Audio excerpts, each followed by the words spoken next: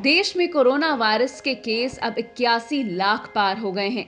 पिछले 24 घंटों में आए 48,266 नए मामलों के साथ अब देश में संक्रमण के कुल मामले 81,37,119 हो गए हैं और अब पिछले 6 दिन से भारत में नए मामले 50,000 से कम आ रहे हैं। वहीं अब राहत की बात यह है कि शनिवार को लगातार दूसरे दिन सक्रिय मामलों की संख्या 6 लाख से कम आ रही है। अब देश में एक्टिव केस की संख्या 5,82,649 रह गई है। साथ ही अब इस संक्रमण से ठीक होने के मामलों में लगातार बढ़ोतरी हो रही है। अब देश में 74 लाख से ज्यादा लोग इस बीमारी को मात दे चुके हैं।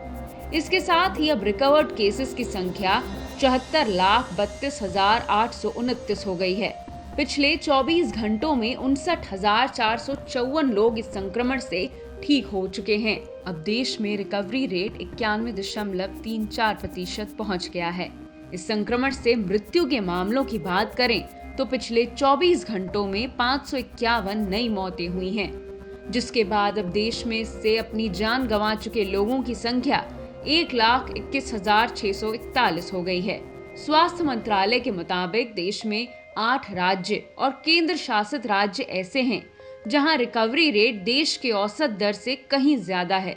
वहीं स्वास्थ्य मंत्रालय ने यह भी बताया कि भारत WHO की 140 टेस्ट प्रतिदिन प्रति 10 लाख आबादी पर करने की सलाह पर चल रहा है और अब प्रति 10 लाख की आबादी पर टेस्ट का राष्ट्रीय औसत 844 है। साथ ही 35 राज्य और केंद्र शासित राज्य ऐसे हैं जहां टेस्टिंग की संख्या ज्यादा बढ़ा दी गई है। बता दें, इस बीच प्रधानमंत्री नरेंद्र मोदी ने आज गुजरात के केवड़िया में अपने संबोधन में कोरोना वायरस काल में देश के प्रयासों की सराहना कर कहा, इस महामारी के सामने देश ने जिस तरह अपने सामूहिक सामर्थ्य को, अपनी सामूहिक इच्छा शक्ति को साबित किया, वो अभूतपूर्व है।